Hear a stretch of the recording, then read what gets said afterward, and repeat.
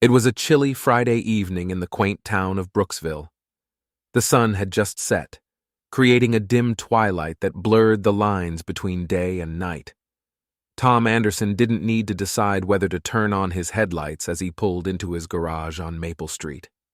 A moment later, a slender, dark-haired man emerged from the side door, carrying a duffel bag, briefcase, and laptop.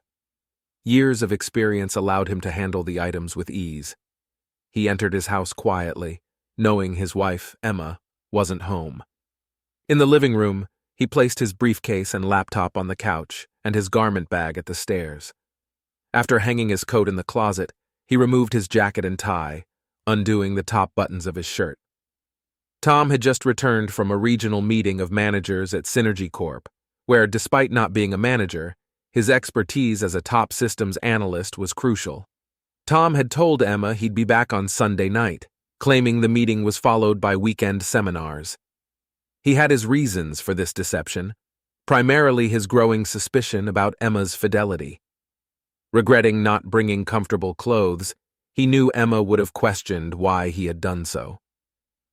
Now home, he showered and changed into jeans and a polo shirt. After a quick meal of leftovers and a bottle of beer, he read the local newspaper, trying to appear as a husband relaxing after a trip. In reality, he was biding his time, dealing with a personal crisis. He had worked through denial but still faced anger, bargaining, depression, and acceptance. Past midnight, Tom cleaned up the kitchen, realizing he was procrastinating. Unable to find another solution, he put on a light jacket and headed to the side door. Remembering something, he returned to the living room, sent an email from his laptop, and then left the house. After 5 minutes in the garage, he drove away, the garage door closing behind him. At 7:37 a.m., the Brooksville emergency operator answered a call. "Emergency? What's your emergency?" A young-sounding female voice responded, "I need the police. I think a crime has been committed." "Where are you located, ma'am?" the operator asked. "I'm at a payphone on Lincoln Drive near Jefferson Park," she replied. The operator, understanding the poor connection, asked, "What crime has been committed, ma'am? Were you attacked or robbed?" The young woman hesitated before answering. "No, it wasn't me. I'm fine.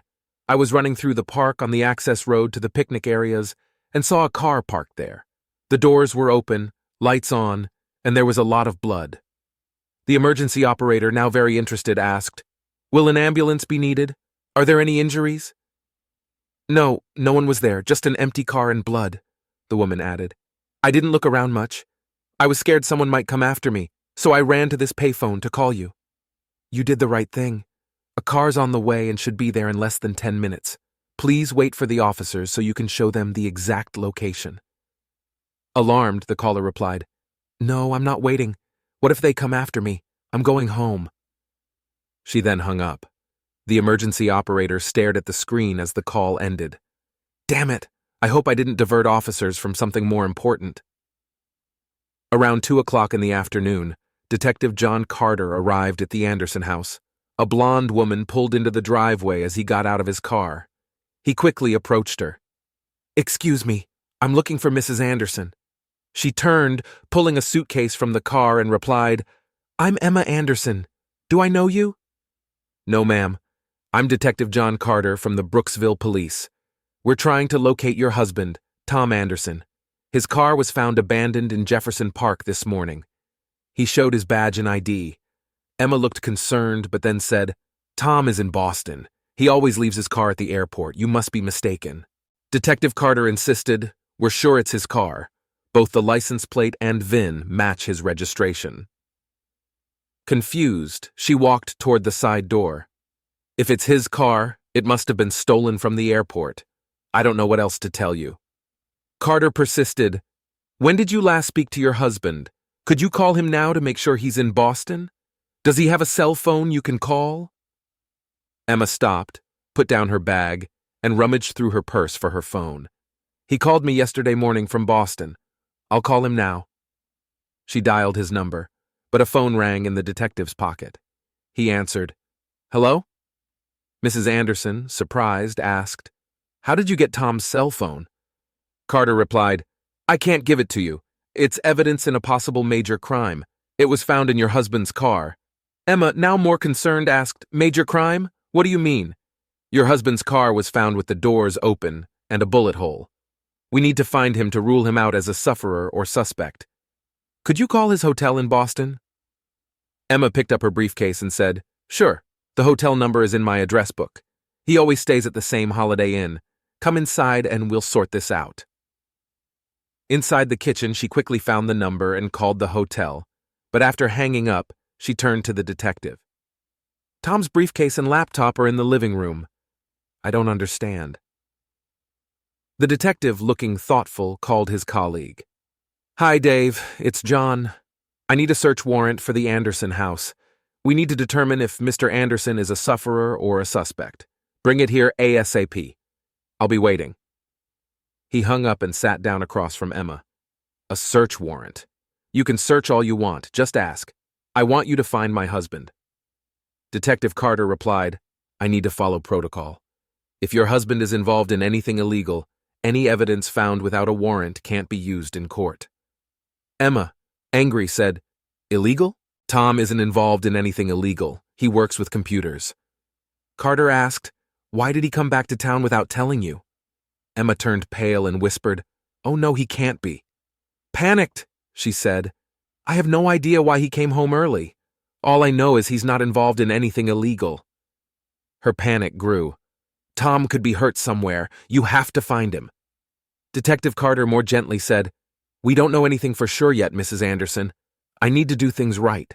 All of our officers are looking for your husband. Why don't you make some coffee while we wait for the warrant?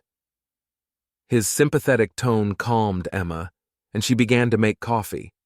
However, she tensed again when he said, While we have coffee, could you tell me how you spent the last 48 hours? We need statements from everyone involved. Carter waited a few minutes before asking for a preliminary statement. They sat at the kitchen table, drinking coffee while he described the condition of Tom's car, including the bullet hole and blood. He said the blood suggested a second bullet shot the body, which was lying on firewood next to the car, and that the bullet was being examined. The car was towed for further inspection, and the medical examiner and forensic scientist were still working on the scene. Detective David Klein, Carter's partner, arrived with the search warrant and 2 forensic technicians. They began a thorough search of the Anderson home, garage, and car. Carter arranged with Emma to collect Tom's razor and toothbrush for DNA comparison.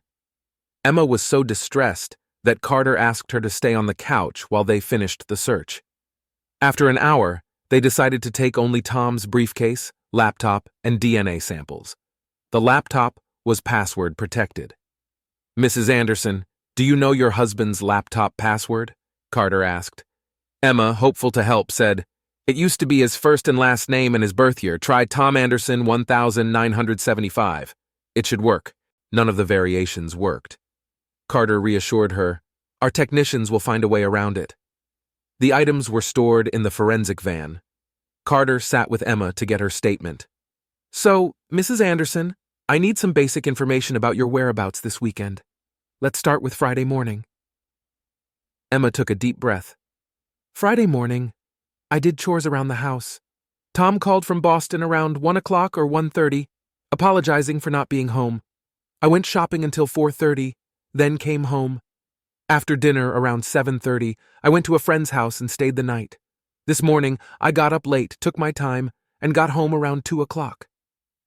As she explained, she grew more tense, staring at the floor and clenching her fists. Detective Carter finished writing, closed his notebook, and said, We might need more details later, Mrs. Anderson. This is enough for now, but be ready to provide more if needed. He pocketed his notepad and pen, then stood up to join the others searching the garage and car. Before leaving, he asked, Do you have any recent full-length photos of your husband? A good headshot would also help. We only have his driver's license photo. He walked to the fireplace, glancing at wedding photos. Emma quickly fetched a photo album. Here are some recent photos, Detective. Take your pick. They sat together, and Carter chose a group photo and a headshot of Tom. These will be perfect. Emma handed him the photos and he asked, Is the man in the photo a relative? If we need a DNA sample, a family member could help if we can't use the razor or toothbrush. Emma replied, No, that's John Moore, Tom's best friend since elementary school. Tom has no nearby relatives. Carter thanked her and joined the others in the garage. Emma, looking on the verge of tears, stayed at the kitchen table. Carter felt sympathy for her. Her husband was missing and possibly involved in a serious incident. The fact that she didn't know he was in town added to the mystery. The detectives and forensic experts finished searching the garage and car. They found bloodstains on the gas and brake pedals of Emma's car, prompting them to tow it for further inspection. As the technicians packed up, the detectives discussed the case. Carter, facing the side door, said to his partner, "What's your opinion of Mrs. Anderson? I have my doubts, especially with the blood in her car." His partner replied, "She seemed like a worried wife, but it's hard to tell right now. We shouldn't jump to conclusions." Carter decided, "Let's see her reaction when we tell her about the blood and towing her car." They knocked and entered the kitchen, surprising Emma, who was on her cell phone. She quickly ended the call. "You're back. I thought you were done." Carter said, "We found blood smears on the pedals of your car. We're towing it for a thorough inspection. I hope you don't mind." Emma looked shocked. "Blood in my car? I didn't see any blood." Carter replied, "We need to know how it got there. If it's related to the park incident, we'll push for answers. Also, we'll need the shoes you wore today. I haven't been to the park in weeks. I don't understand how there could be blood in my car." She handed him her shoes and then slumped into a chair, covering her face and sobbing. Both detectives realized they needed more information and said goodbye, leaving Emma slumped on the kitchen chair. "What do you think, Dave? Is she a worried wife or a good actress? Did you notice she was on the phone and hung up quickly?" David Klein shook his head. "I don't know, John. She seems sincere, but if the blood in her car is her husband's, she could be involved. We should talk to their friends and neighbors. Maybe someone knows something. She was likely talking to her best friend." "Yeah, digging around might help. I want to know why he came back early. That could be the key." Carter bagged the shoes as evidence. Since they arrived separately, they drove back to the station alone, each trying to make sense of the clues. They spent the rest of their shift on reports. Tom Anderson's plan was set into motion early Saturday morning. As the dawn broke over Brooksville, he parked his car in a secluded spot near Jefferson Park, hidden from casual view, but not too isolated. He needed it to be found. He unloaded a large gym bag from the trunk, which held all the materials for his plan. Tom methodically laid out everything on a picnic table covered with an old blanket, firewood, plastic sheeting, a spare tire, and a small flashlight. He spread the firewood around the car, creating a scene that suggested a struggle. The plastic sheeting was placed under the car seat to catch the fake blood he would use to simulate a serious injury. He had drawn nearly 2 pints of his own blood over the past week, using a needle and collecting it in sterile containers. He diluted the blood with distilled water to increase its volume. With the flashlight in his mouth, he sprayed the blood in patterns around the interior of the car, on the passenger seat, and on the ground outside to mimic arterial spray. He then used a syringe to fill the bullet holes in the seat and the firewood with blood. Tom was meticulous, knowing any misstep could unravel his entire plan. He dragged the spare tire over the ground, creating drag marks that led to the paved road. He then placed the tire back in the trunk and carefully cleaned up any visible traces of his presence. Satisfied with his work, Tom returned everything to the gym bag and sat quietly, watching the scene he had crafted. He waited for the first signs of activity in the park, ensuring his setup would be noticed soon. His heart raced with a mix of fear and excitement as he envisioned how the discovery would unfold. At 6 a.m., Tom left the park, driving an old unregistered car he had bought for this purpose. He drove to Blake Moore's house, knowing that his wife, Emma, was likely still there. The house was dark, and he parked a block away, walking quietly to the driveway. Emma's car was unlocked, just as he had hoped. He smeared a few drops of blood on the gas pedal and around the car's interior, ensuring it would be found during the investigation. He glanced at the bedroom window, seeing a faint light. Tom felt a pang of anger but pushed it aside, focusing on his task. He quickly left, drove to a nearby payphone, and used a voice changer to call the police. Pretending to be a frightened woman, he reported the suspicious car in the park. "Emergency. What's your emergency?" the operator asked. "I need the police. I think there's been a crime," Tom said, altering his voice. "Where are you located, ma'am?" "At a payphone on Lincoln Drive near Jefferson Park. There's a car with the doors open and blood everywhere. I'm scared."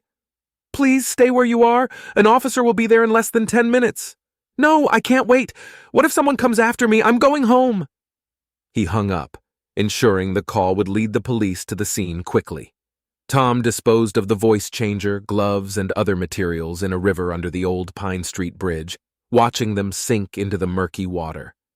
Exhausted, he drove to a motel on the outskirts of town, where he checked in under a false name. For the next 2 days, he remained hidden, taking supplements and eating energy bars to recover from the blood loss. On Monday morning, Tom watched the local news from his motel room.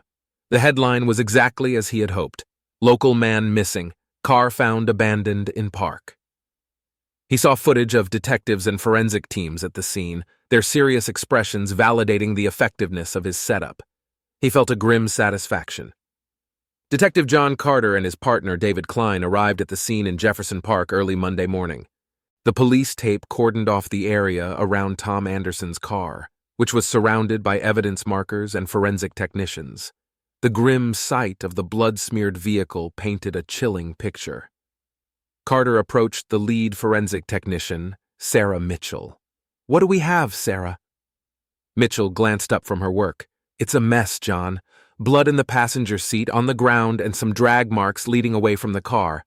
Preliminary analysis suggests it's human blood, but we'll need lab confirmation. We also found a couple of bullet holes in the seat and firewood nearby." "Any signs of a body?" Carter asked, though he already knew the answer. "Not yet," Mitchell replied. "But with this amount of blood, we're likely looking at a serious injury or worse." Klein joined them, looking somber. "Have we identified the victim?" Mitchell nodded. "The car belongs to Tom Anderson. His wife reported him missing yesterday. We found his cell phone in the car." Carter turned to Klein. "Let's head over to the Anderson house. We need to talk to Emma again."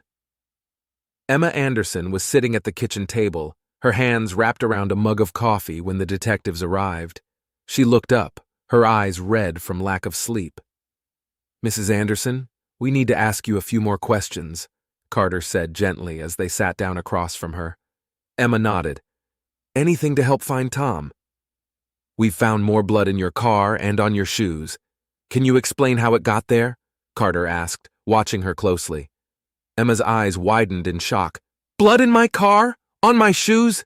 I haven't been near any blood, I swear." Carter continued. "We also need to know more about your relationship with Blake Moore. We have reason to believe he might be involved." Emma paled.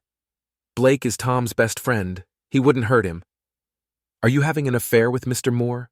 Klein asked bluntly. Emma's face flushed. "That's none of your business. But no, I am not." Carter exchanged a glance with Klein before continuing. "We're going to need you to come to the station for a formal statement. You can have a lawyer present if you want." Emma's shoulders slumped. "I'll come to the station. I have nothing to hide." At the station, Emma was led into a dim interrogation room designed to make people uncomfortable. She sat down, her hands trembling slightly. Carter and Klein sat across from her, their expressions stern. "Mrs. Anderson, we're trying to piece together what happened. Can you tell us about your relationship with Tom in the weeks leading up to his disappearance?" Carter asked. Emma took a deep breath. "Tom and I have been having some problems, but I never thought he would just disappear like this. We argued about him being away so much for work, but that's all." Klein leaned forward. "Did Tom know about your visits to Blake Moore's house?" Emma's eyes darted nervously. I don't know. Maybe." "Did you ever think Tom might have been watching you, tracking your movements?" Carter asked, watching her reaction closely. Emma's face went pale. "No, why would he do that?" Carter placed a small device on the table. "We found this tracker in your car. Tom installed it. He knew about your visits to Blake." Emma stared at the device, her mind racing. I didn't know. I swear I didn't know. Klein pushed a bit harder. What do you think Tom would do if he found out about your affair? Emma looked down, tears welling up in her eyes. I don't know. He was always so calm, but I know it would have hurt him deeply. Carter stood up, signaling the end of the interrogation for now. We'll need you to stay in town, Mrs. Anderson. This investigation is far from over. Meanwhile, at Blake Moore's house, a uniformed officer knocked on the door. Blake answered, looking groggy and confused. Mr. Moore, we need you to come to the station for questioning regarding Tom Anderson's disappearance, the officer said. Blake's eyes widened. Tom is missing? I don't know anything about that. You can explain everything at the station. Please come with us, the officer insisted. Blake reluctantly complied, following the officer to the unmarked police car. At the station, he was placed in a separate interrogation room from Emma. Detective Carter entered, holding a folder of evidence. Mr. Moore, we need to talk about your relationship with Emma Anderson and what you know about Tom's disappearance. Blake's face hardened. I have nothing to do with Tom's disappearance. Emma and I are just friends. Carter opened the folder, showing Blake the evidence. We have emails, surveillance reports, and now blood evidence linking you to the scene. This isn't looking good for you. Blake's composure cracked. Look, Emma and I were having an affair, but I didn't hurt Tom. I swear. Carter leaned in, his voice low and intense. We have enough to search your home, car, and office. If you confess now, it might go easier for you. Blake's eyes filled with fear. I didn't hurt Tom. Maybe Emma did something, but I don't know about it. Carter stood up. When people work together, one always tries to blame the other. You're not leaving anytime soon, Mr. Moore. Outside the interrogation room, Klein met Carter with another report. The shovels found in the river are from Moore's landscaping. These guys think we won't find out.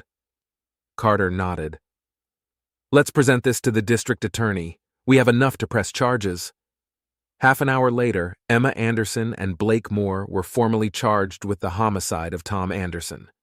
They proclaimed their innocence as their Miranda rights were read.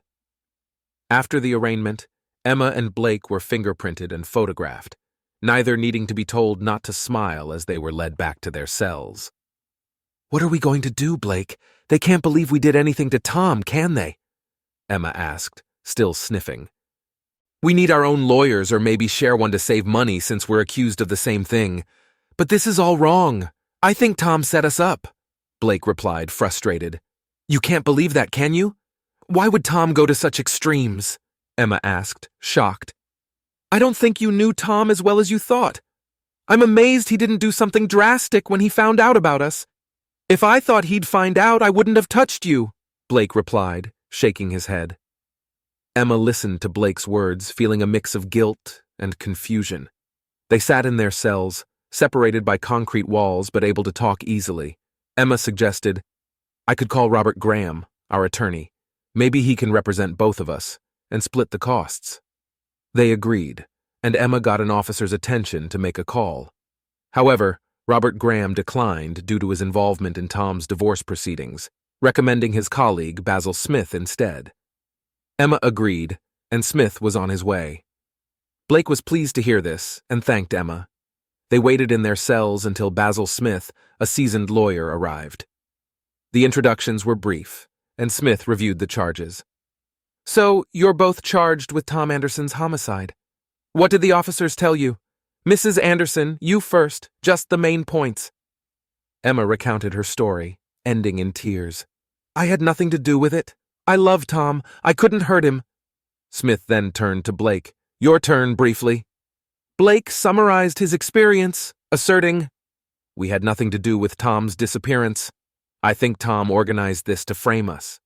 Smith, sensing the urgency, said, We need to focus on getting you both out of here. Bail will likely be set at $100,000 each. Will that be a problem? Emma, shocked, asked, Do I need $100,000 for bail? No, just 10% or $10,000 cash for the bail bond, Smith reassured her. They agreed they could manage bail and were eager to be released. Smith informed them, You'll be arraigned tomorrow morning. Bail will be set then and you'll make arrangements to get out. Prepare to spend the night here. Both clients reacted badly to the lawyer's statement. He explained he couldn't do more until charges were filed. Once they were out, he would talk to the district attorney to unseal the evidence and better understand their case. They were taken back to their cells, where neither slept well given greasy takeout food, a single blanket, and loud cellmates. The next morning at 10 o'clock, they met with their attorney before court. Despite their disheveled appearance, they entered their pleas of not guilty, and bail was set at $100,000. Blake, owning a home and business, quickly negotiated a $10,000 bond and was released by early afternoon. Emma was less fortunate. Without sole ownership of her home and finding her savings account empty, she had to call her parents for help.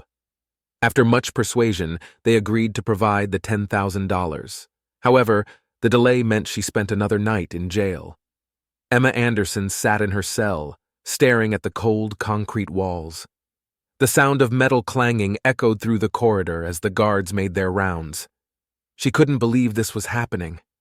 The night seemed endless, filled with the cries and whispers of other inmates. The next morning, Emma was taken to the courtroom in handcuffs. She looked around nervously, spotting her parents in the gallery. Her father gave her a reassuring nod, but the worry in his eyes was clear. Blake Moore was already seated with his lawyer, Basil Smith. Emma's lawyer, Smith's colleague Robert Jameson, joined her at the defense table. The courtroom was filled with a tense silence as Judge Marilyn Phillips took her seat. "We are here today for the arraignment of Emma Anderson and Blake Moore, charged with the homicide of Tom Anderson. How do the defendants plead?"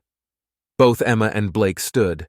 "Not guilty," they said in unison. Judge Phillips set their bail at $100,000 each.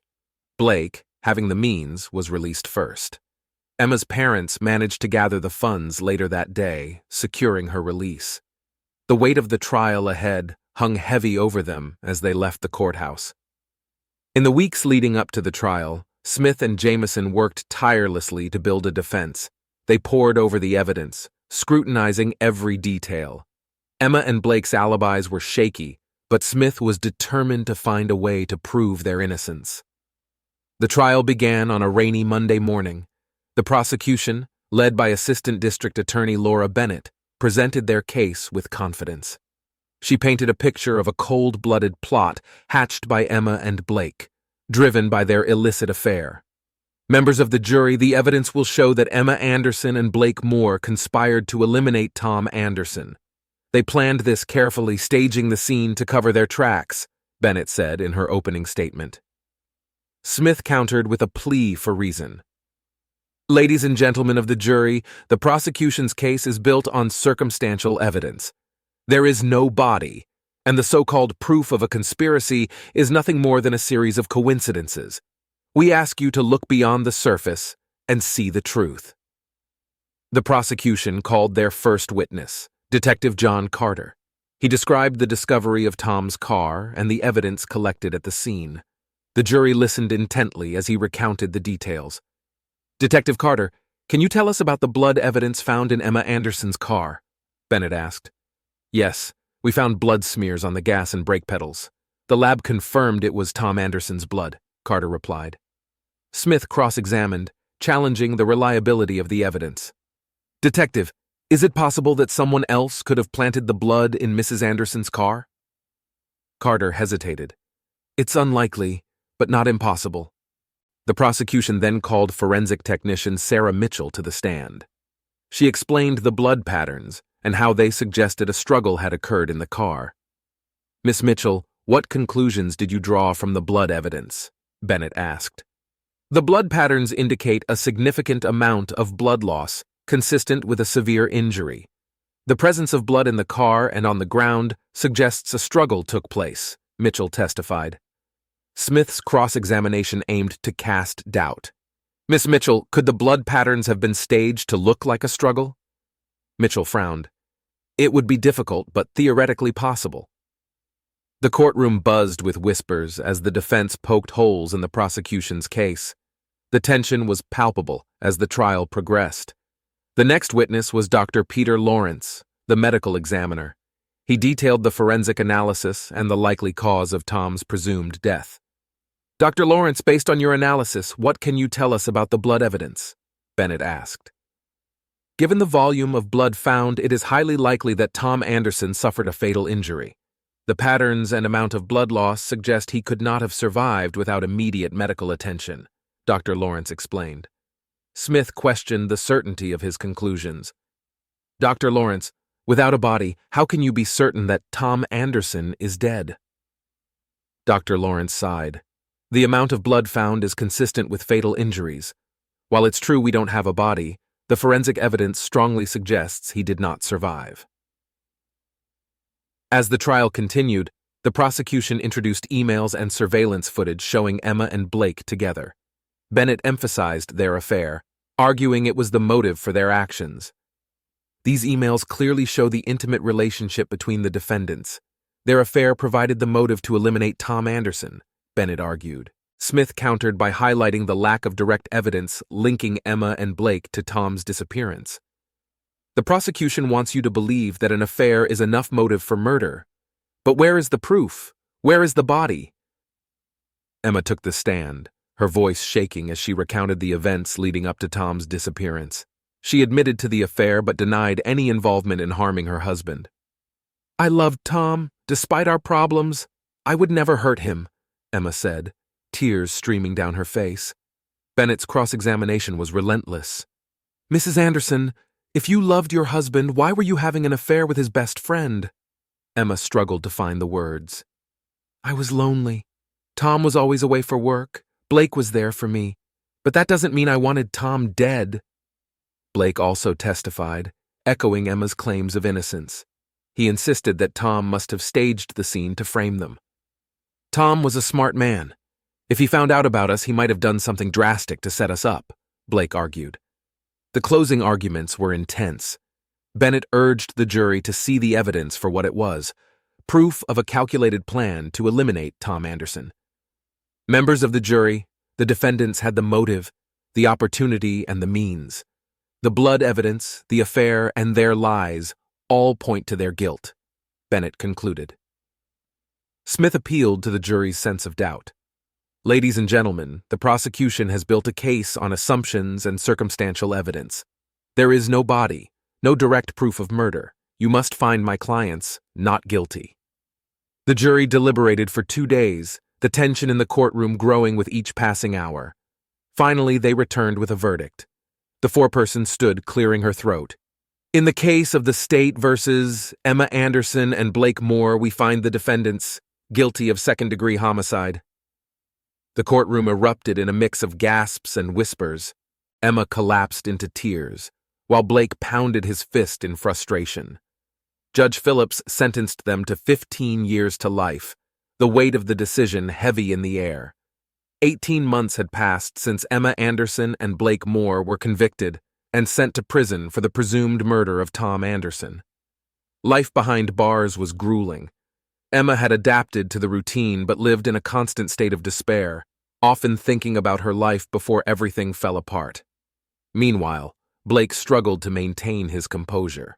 The once confident businessman now found himself in a harsh environment where survival was a daily challenge.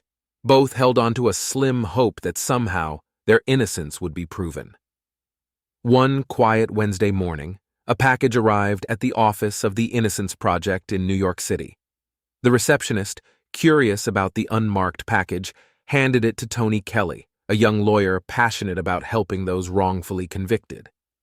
Tony opened the package to find a letter, a DVD, and a sealed biohazard bag. Intrigued, he read the letter first. It was from a woman claiming to have critical information about Tom Anderson's disappearance. The letter detailed how Tom had faked his own death to frame Emma and Blake.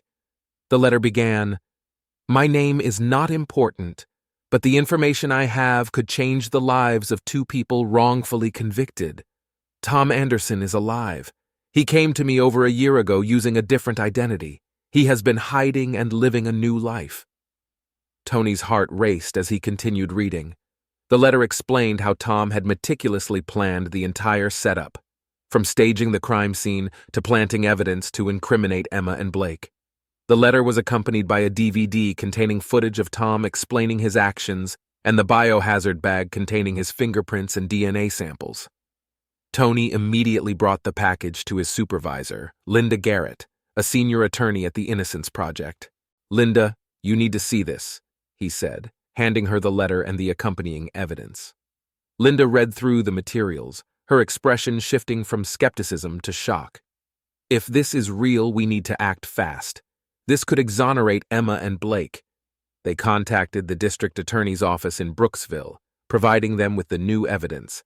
The DA's office was initially skeptical, but agreed to review the materials. A week later, Tony and Linda presented the evidence in court. The judge, after reviewing the compelling new information, ordered an immediate re-examination of the case. The fingerprints and DNA samples matched Tom Anderson's, proving he was alive.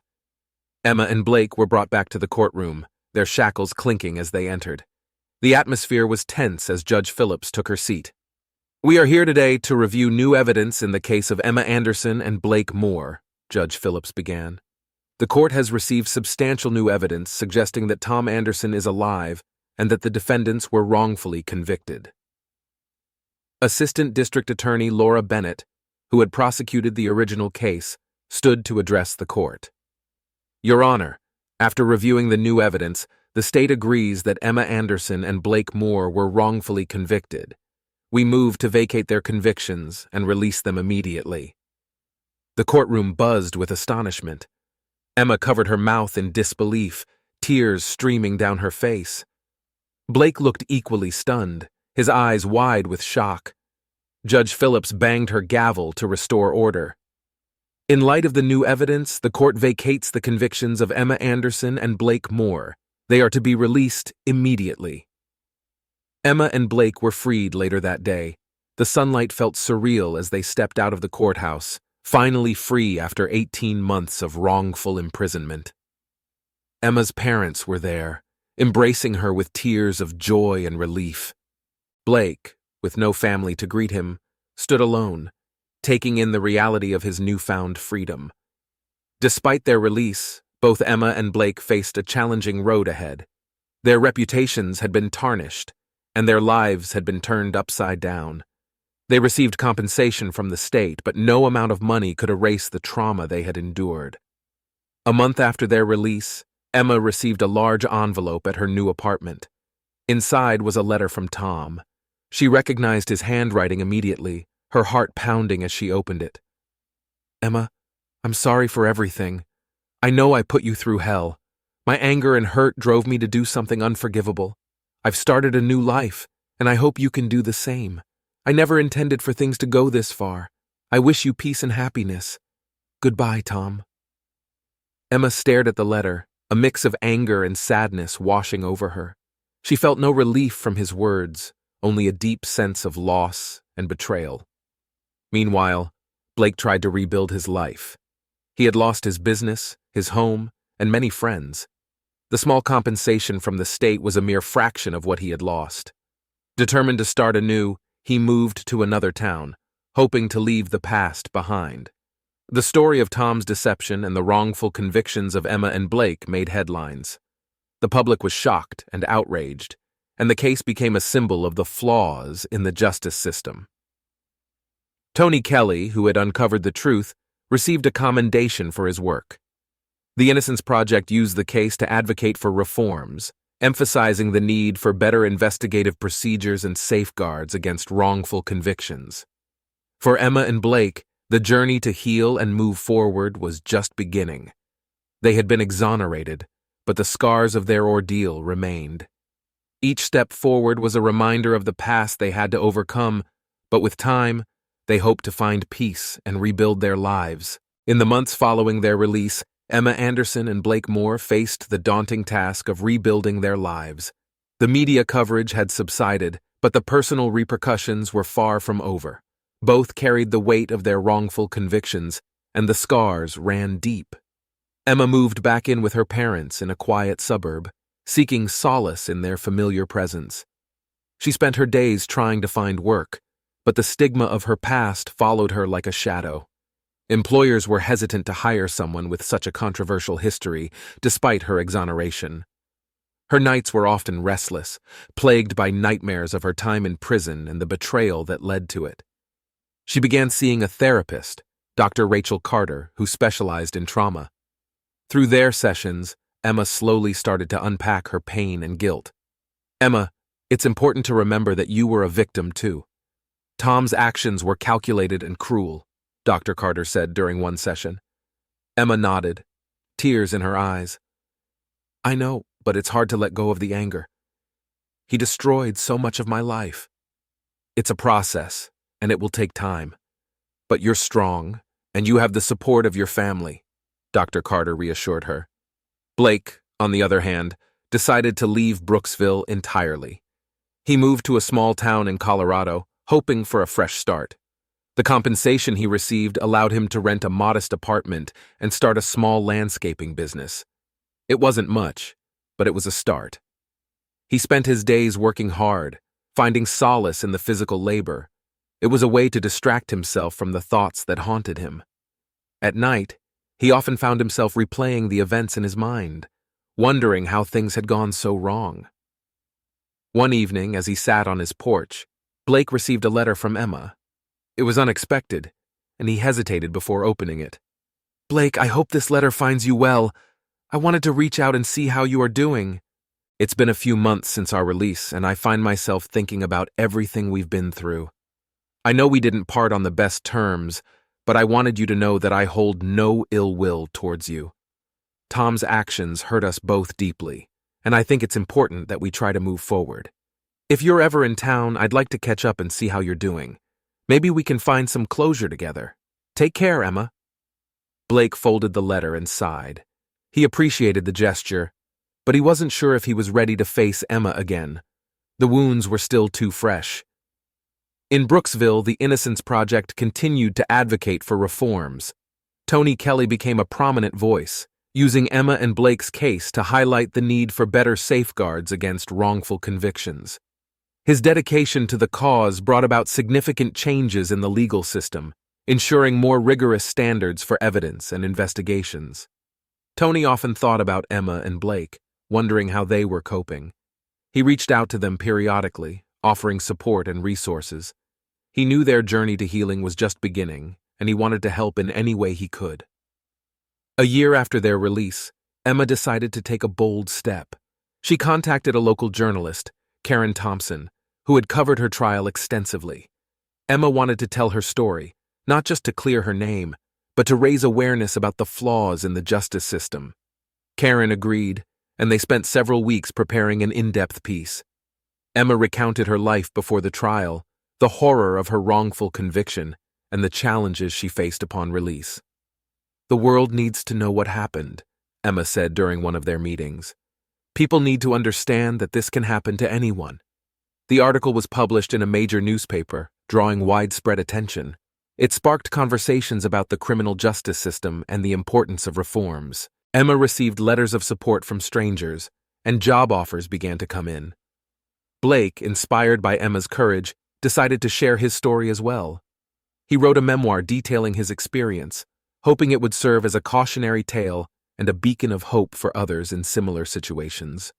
The process of writing was cathartic, helping him to process his emotions and find a sense of peace. The memoir, titled Framed: My Journey from Wrongful Conviction to Redemption, became a bestseller. Blake used the proceeds to expand his business and support organizations dedicated to preventing wrongful convictions. Emma and Blake eventually reunited, meeting at a quiet cafe in Brooksville. The conversation was awkward at first, but gradually they found common ground. They talked about their struggles, their hopes, and the ways they were trying to move forward. "Blake, I'm sorry for everything. I never wanted any of this to happen," Emma said, her voice filled with emotion. Blake nodded. "I know, Emma. I'm sorry too. We were both victims of Tom's cruelty, but I think we can find a way to heal, even if it takes time." They parted with a sense of mutual understanding and a promise to stay in touch. Both knew their journey was far from over, but they were determined to reclaim their lives and find happiness once more.